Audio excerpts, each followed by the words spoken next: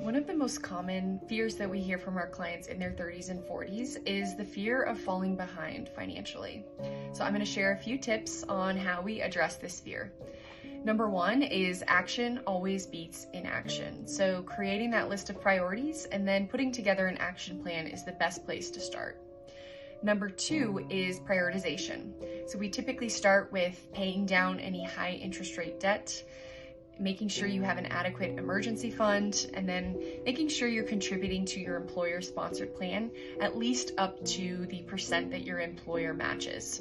Number three is automation. So we do recommend that you set up an automatic transfer based on your budget from your paycheck to go into your investment account or a savings account that earns interest.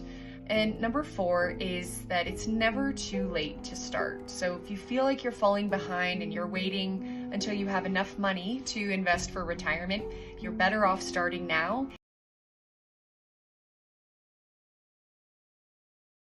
What are my financial fears for this season of life? You know, you hear about doctors who smoke or attorneys who don't have a will, and it's natural to assume that since that's their profession, surely they've got all of their ducks in a row. Well, to be a bit vulnerable, I'm a certified financial planner who hasn't updated my own financial plan in a couple of years. As a self-employed mom and wife, between work, raising kids, and something always needing maintenance, I've put myself on the back burner. So you're not alone if you haven't had the time to complete your entire financial plan. We just have to work towards taking baby steps.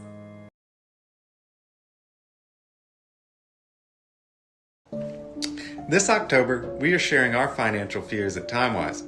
For me, I'm fearful the next generation will be saddled with student loans. At the moment, college costs over the last 40 years are up over 1,200% compared to inflation on everything else, which is up just over 200%. The egregious inflation in college costs means it takes much larger shares of our dollars to pay for school than it did years ago. All while the average wage in the U.S. is $58K, with new grads often making less than average as they work to develop their career. This all means the average college student should expect to have around 15% of their take-home pay going towards their student loans.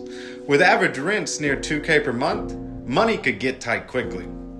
College degrees are more expensive than ever. So if you have a child, grandchild, or loved one who will be heading to college in the next 5 to 10 years, it's never too late to start planning.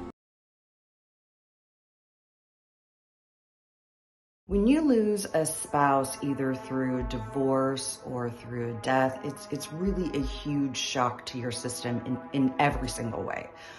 Financially, emotionally, philosophically. And one of the biggest fears can be, how am I going to do this? How am I going to pay my bills going forward? And really the first step in answering that question is going to be determine what your new budget looks like in this new season of your life. What are your new expenses going to be?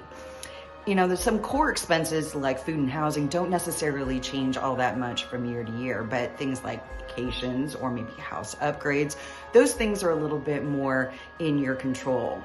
And I think once you've mapped out what your new annual expenses might look like, you may find out that the lifestyle that you used to be accustomed to may not be feasible going forward. So step one, start with that new budget.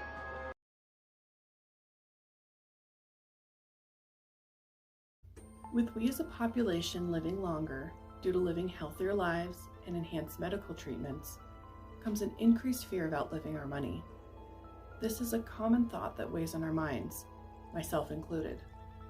There are plenty of things we can worry about, and money's in the top 3, along with health and relationships. No one knows the future, but we can plan for the worst and hope for the best. Financial planning allows me to provide clarity and peace of mind to our clients. I believe in educating people in order to allow them to make the decisions that are right for them. Outliving our money is a scary thought, but we're the ones in charge of our thoughts. If we can create a financial plan that is revisited regularly, we can change the way we think about our fears. We can tell those fears that we have a plan, knowing we have options and a team of support to help us stay on track.